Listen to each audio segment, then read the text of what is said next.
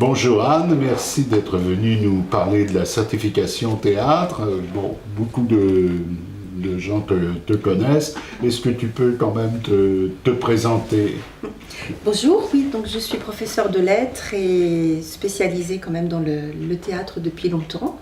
Et j'enseigne actuellement en Hippocagne-et-Cagne au lycée Guiston. Bien. Et en plus, tu interviens, je crois, dans l'examen de la certification théâtre. Oui, je fais partie du jury depuis plusieurs années. Voilà, donc c'est pour nous vraiment très intéressant parce que là, on va à la source et on aura donc, pour cette certification, des renseignements de première main.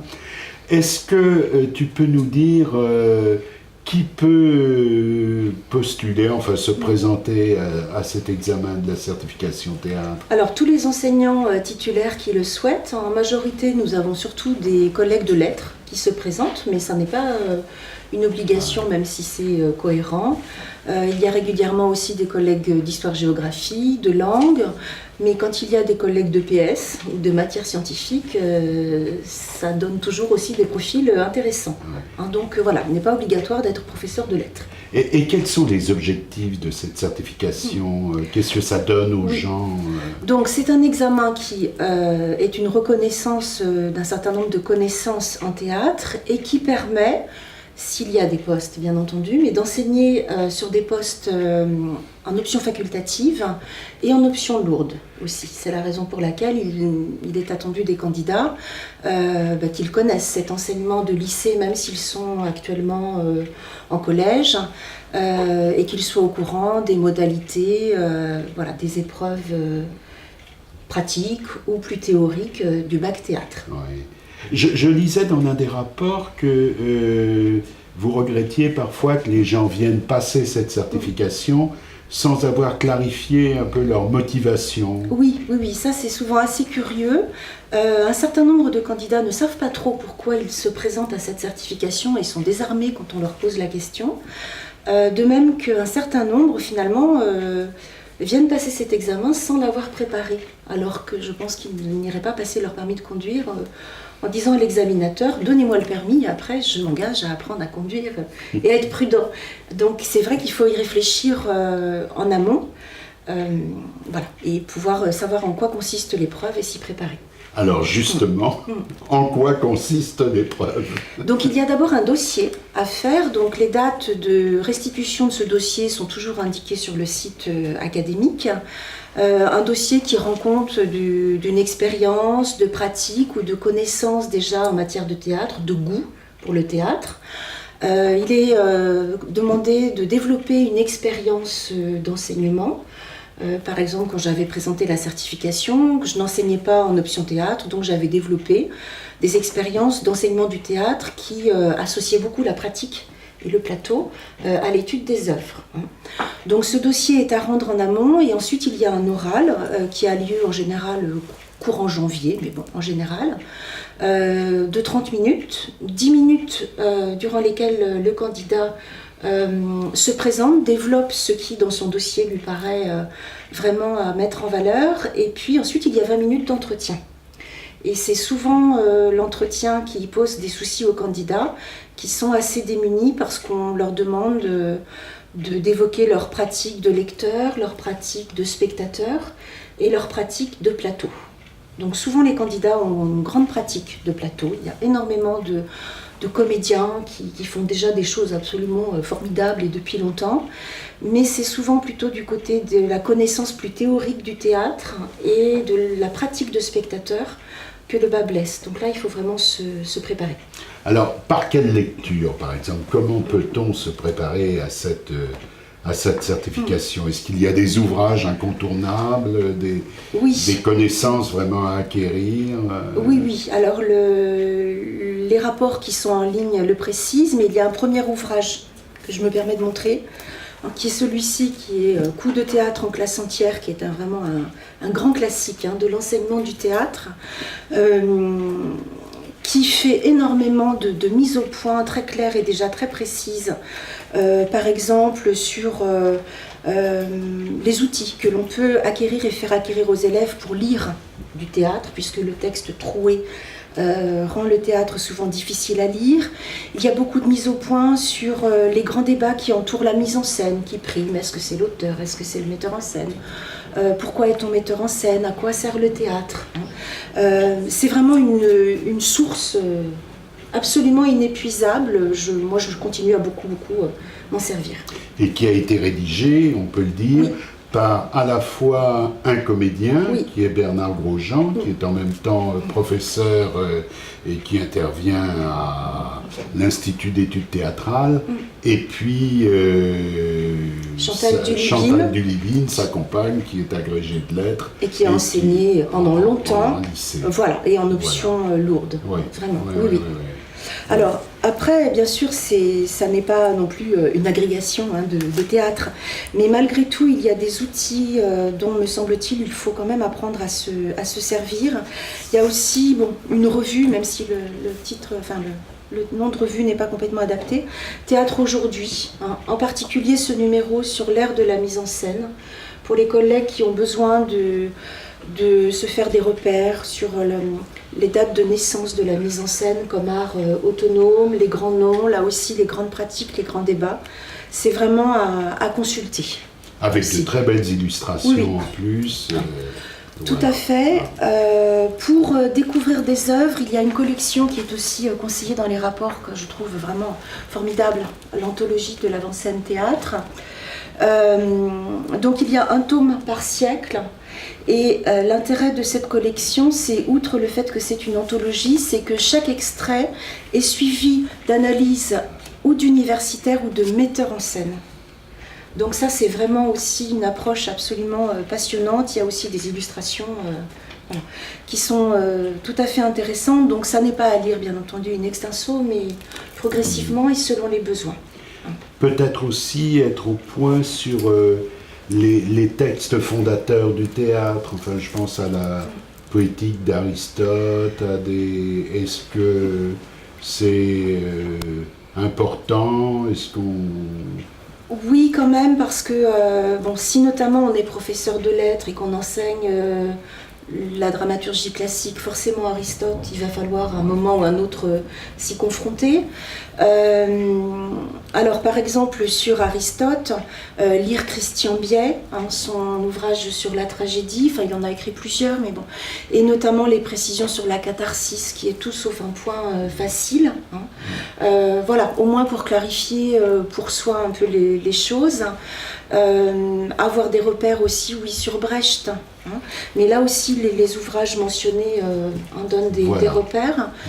Il y a un gros ouvrage de Christian Biais et Christophe Triot qui s'appelle « Qu'est-ce que le théâtre ?» qui souvent fait peur parce qu'il fait 600 pages, qui n'est pas à lire non plus in extenso forcément, mais à consulter selon les besoins, Voilà. Pour petit à petit se donner des repères. C'est d'être finalement au courant des problématiques Oui. du théâtre. De l'écriture, Oui. de la mise en scène, et puis du jeu de l'acteur aussi. C'est quand Oui. même important d'avoir quelques notions sur ce qu'a apporté Stanislavski, ce que Brecht ensuite en a gardé, retenu, et Oui. puis avec quoi il a pris ses distances. Quelques petites connaissances aussi sur la marionnette, ou sur Oui. le théâtre d'objets. Les notions de scénographie, dramaturgie. Oui. Alors, il y a aussi un numéro de théâtre aujourd'hui sur la scénographie qui peut être consulté. Déjà ça, c'est beaucoup. Ce qu'il faut aussi, c'est vraiment travailler sa pratique de spectateur. Il y a quand même très souvent des candidats qui ne vont pas au théâtre, ce qui est assez surprenant, ou qui se contentent de captation. C'est mieux que rien, mais ça ne remplace jamais de voir un spectacle. Donc c'est vrai qu'il faut essayer d'aller le plus possible au théâtre. Ça n'est pas toujours facile. Nous avons souvent des collègues qui enseignent ou vivent dans des régions rurales. Mais c'est important, voilà, de se tenir au courant et puis d'arriver pour soi à placer les pratiques des metteurs en scène aussi dans un paysage contemporain. J'avais tenté un jeu des 7 familles avec mes étudiants il y a quelques années, puis finalement nous en sommes à beaucoup plus que 7 familles maintenant. Mais c'est important, voilà, de savoir dans quelle tradition ou contre quelle tradition se place un metteur en scène. Et puis se tenir au courant de ce qu'on ne peut pas voir non plus. Donc il y a quand même des revues auxquelles beaucoup de CDI sont abonnés. Donc Théâtral Magazine, qui est plutôt sur du théâtre privé. Là, la dernière revue en date, c'est Théâtre avec un S entre parenthèses, voilà, qui est une bonne information, aussi source d'information. Ne pas hésiter non plus quand on a le temps à écouter à la radio des émissions comme Le Masque et la Plume ou La Dispute, qui permettent d'entendre parler des spectacles d'Avignon ou de Paris qu'on ne peut pas forcément voir. D'être capable aussi, j'imagine, de citer les metteurs en scène et des auteurs, puisque pour bon nombre de gens, je crois que le théâtre s'arrête à Coltès, qui fait figure d'avant-garde échevelée. Même Coltès n'est pas toujours très bien connu, mais c'est vrai que souvent même... beaucoup de collègues sont un peu en difficulté pour citer des auteurs postérieurs à Beckett ou Ionesco. Donc oui, Coltès, Jean-Luc Lagarce et Joël Pomera, c'est vraiment sont des classiques qu'il faut absolument connaître. Mais là encore, l'anthologie de l'avant-scène théâtre est une bonne initiation. Et puis pour la mise en scène, avoir des repères. Il ne s'agit pas d'avoir des chronologies formelles en tête, mais voilà, comprendre... après quoi ou contre quoi une pratique de théâtre se fait. Voilà, ça c'est important d'avoir quelques grands repères. Et de toute façon, pour les élèves qui sont dans des ateliers ou dans des options facultatives et qui veulent se présenter au bac théâtre, il faut absolument être capable de les aider. Ils ont une question théorique à traiter dans un dossier, donc il faut avoir pour soi-même ces repères-là. Oui.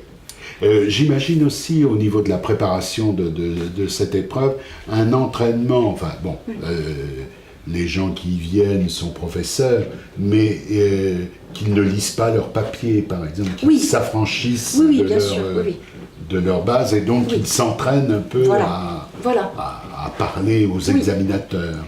Puis qu'ils s'entraînent à défendre ou à être assez critiques vis-à-vis d'un ou deux spectacles. Ça, c'est un bon entraînement.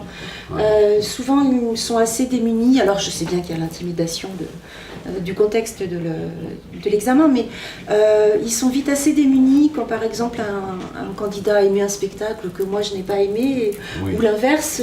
Voilà, c'est vrai qu'il faut s'entraîner à se défendre et puis penser aussi à des œuvres, à des textes qu'on aimerait faire travailler en atelier ou en option ou en cours quand on est professeur de lettres. Les programmes laissent quand même de la latitude. Voilà, souvent les candidats aussi sont assez démunis devant la question qu'est-ce que vous aimeriez travailler comme texte avec des élèves. Donc travailler son propre rapport au texte, c'est important. J'imagine qu'il y a des rapports en ligne qui peuvent un peu compléter cette information que tu nous donnes. Oui, qu'il faut aller consulter sur le site académique, en cherchant certification théâtre. Oui, tout à fait.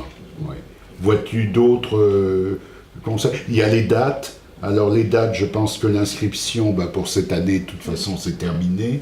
Je crois que c'était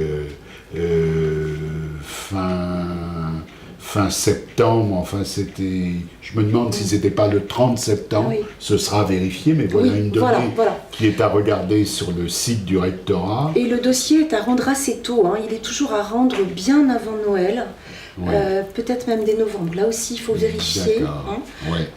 Donc, il faut se préparer. Je crois que c'est important de ne pas se dire en septembre, je m'inscris à la certification si on n'a pas déjà fait un travail de fond. Voilà, ça vaut presque le coup parfois d'attendre un an pour bien s'y préparer et plutôt que d'y aller, d'être déçu et d'en retirer un sentiment ou un peu désagréable ou d'échec. C'est important. D'accord. De prendre le temps de se préparer, mais comme pour tout examen. Voilà. D'autres conseils? Je crois que nous avons fait le tour. Voilà. Pour ce qui concerne Comet, nous proposerons, je crois d'ailleurs que nous irons voir les élèves d'Anne et qu'on fera un certain nombre de films sur leurs travaux et qui pourront justement nourrir votre préparation de cette certification. Merci Anne. De rien, merci.